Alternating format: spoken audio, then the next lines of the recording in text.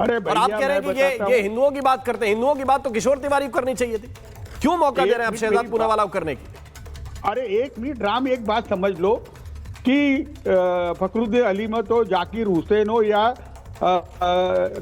हमारे साइंटिस्ट और ballistic man हो, मिसाइल मैन हो, ये सब अपने क्वालिटीज से बने।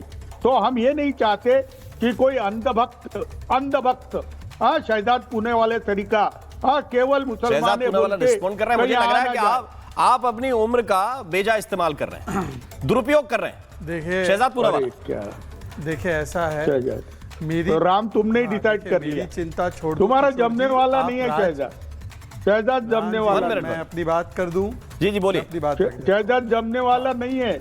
ऐसा है किशोर जी, मेरी हाँ ठीक है, आप जम गए हो ना, आप तो जम गए हो ना। आप सुनिए, ऐसा है, मेरी चिंता छोड़ो किशोर जी, राज ठाकरे के सामने मत आना, वो तो आपको मराठी भी नहीं मानता है, वो तो आपको देखकर ही सकपका जाएंगे। छोड़ दीजिए इस बात को।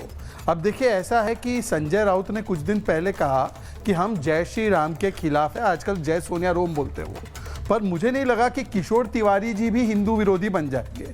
हाँ, हम डंके की चोट पे कहते हैं बीएमसी का मेयर महायुति का होगा, हिंदू होगा और मराठी होगा। वो वारिस पठान बोलता है कि बुरखे वाली बनेगी, तब इनके मुंह से एक आवाज नहीं निकली।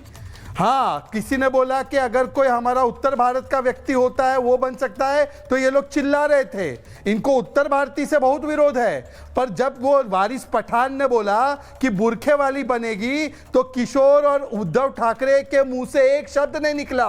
ये यूबीटी का मतलब उर्दू भाईजान तंजीम है, और ये किशोर तिवारी नहीं है, इनका नाम रखे कमलुद्दीन। ये कमलुद्दीन तैयब जी बन चुके हैं, कमलुद्दीन तैयब जी। ये कमलुद्दीन कुछ नहीं बोल पाते, बुरखे वाली को मेयर बनाने के लिए ठीक है, हिंदू बोल दिया तो पेट में दर्द हो रहा है आपके। अमितोष परीख को इन कराना है। अमितोष परीख, ये सीधी बात है कि वोट किस आधार पर चाहिए, सोच क्या है, मकसद क्या है? क्या इसको इस तरह से लेकर छोड़ देंगे भाई मुंबई का म्युनिसिपैलिटी का इलेक्शन है, नगर निकाय का चुनाव है, और बस यहीं पे बात खत्म हो जानी है, वोट पड़ेगा, बात खत्म हो जाएगी? Amitosh Parikh.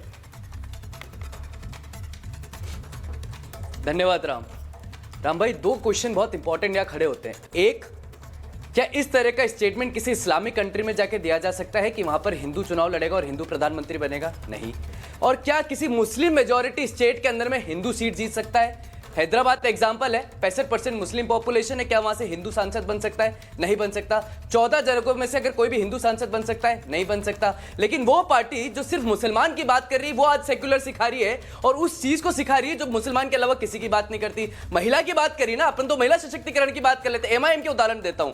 MIM worker arrested for rape of minor Hindu girl, ये एमआईएम है। MIM leader book for rape of minor Hindu girl, ये एमआईएम है। एमआईएम के टॉक के अंदर में लीडर जो है वो एक रेप के मामले में पकड़ में आते हैं, ओएसीजी के साथ उनकी फोटो है। एमआईएम के तेलंगाना में केस रजिस्टर्ड होता है अगेंस्ट हैरेसमेंट ऑफ दलित, और Hyderabad horror son of MIM leader arrested for rapping. ये तो एमआईएम की हालत है। अब आती दूसरी बात, वेदर हिजाब इज ए रिलीजियस पार्ट और ए पॉलिटिकल पार्ट। पूरे देश में हिजाब के विरुद्ध बात चल रही है, पूरे विभिन्न जगहों पे। ईरान में आज प्रोटेस्ट हो गया है, जगह जगह हिजाब बैन है। लेकिन 15 मार्च 2022 में रेशमा के केस में कर्नाटक हाईकोर्ट और सुप्रीम कोर्ट हाईकोर्ट ने कहा it's not an essential part. आप मुस्लिम महिला को नहीं बनाना चाहते, आप बनाना चाहते हो रेडिकल सोच को। तो रेडिकल क्यों है राम? रेडिकल इसलिए है जहां जहां हिजाब क्लैड वुमेन आई वहां क्या हुआ है। आप संभल का उदाहरण देख लीजिए, पत्थर फेंका। हल्द्वानी का उदाहरण देख लीजिए, पत्थर फेंका। इलेक्शन फ्रॉड करते हैं, बिहार देख ली, संभल देख ली, मेरठ देख ली, रामपुर देख ली, यूपी देख ली, इलेक्शन फ्रॉड करते, चीटिंग करती हुई पकड़ में आती है। ये हिजाब को सिर्फ एक कम्युनल और रीजनल एंगर देना चाहते हैं, भारत के सेकुलरिज्म से इनका कोई लेना देना नहीं। जी, ये पॉइंट है। लेकिन मुमताज आलम रिजवी, ये पॉइंट तो है भाई, सानिया मिर्जा अगर टेनिस खेलें तो उनको लेकर फतवा जारी करेंगे।